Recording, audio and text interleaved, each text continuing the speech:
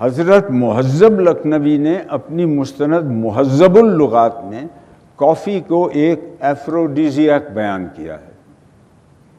میں نے جان بوجھ کر ان کے اردو الفاظ نقل نہیں کیے.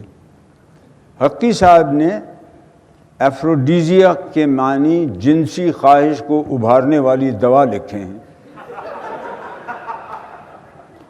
میں کسی دوست یا واقف کار کو کثرت سے کافی پیتے دیکھتا ہوں تو بڑی مشکل سے ان سے یہ پوچھنے سے خود کو باز رکھ پاتا ہوں کہ آپ نے مہذب اللغات میں اس مشروب کے معنی دیکھ کر تو کثرت سے پینا شروع نہیں کیا تھا. تو پھر ہمیں سمجھداری سے کام لینا چاہیے، جیسا کہ اس شخص نے کیا جو ایک پہنچے ہوئے گرو جی کے پاس ناریل، لڈو، سیندور اور گرو دکشنا لے کر گیا اور ہاتھ جوڑ کر عرض کی کہ گرو جی، گرو دیو مجھے اپنا چیلا بنا لیجئے. گرو جی نے کہا بچہ، چیلا بننا بہت کٹھن کام ہے. اس پر اس نے کہا تو پھر مجھے گرو ہی بنا لیجئے.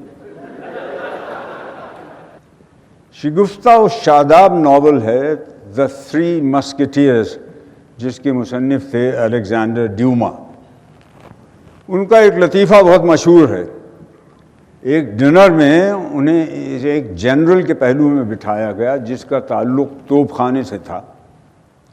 اسے اس بات سے بڑی مایوسی ہوئی کہ اتنے طول طعام کے باوجود ڈوما نے کوئی ایسی بات نہیں کی جس پر پیٹ پر پکڑ کر ہنسنا تو درکنار دھیرے سے مسکرایا بھی جا سکے.